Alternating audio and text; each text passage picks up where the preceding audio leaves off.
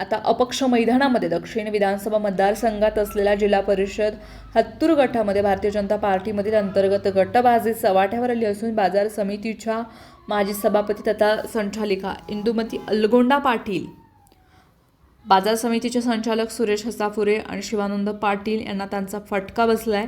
दिलीप माने गटाचे हत्तूर जिल्हा परिषद मतदारसंघामध्ये इंदुमती अलगोंडा यांनी भारतीय जनता पार्टीतर्फे तसेच हत्तूर गणामध्ये सुरेश हसाफुरे आणि औराद गणात शिवानंद पाटील यांनी भाजपकडून उमेदवारी दाखल केली होती।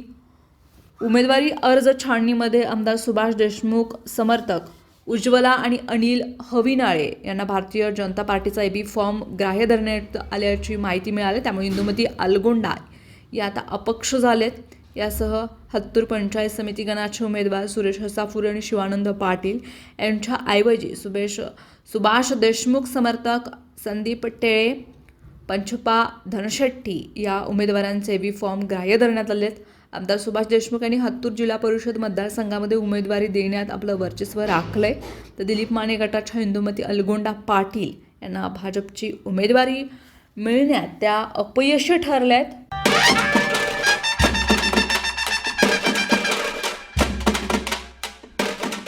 श्रद्धा किरण पवार यांची नगरसेविकापदी प्रचंड बहुमतानं निवड झाल्याबद्दल हार्दिक अभिनंदन। शुभेच्छुक किरण पवार, मित्रपरिवार।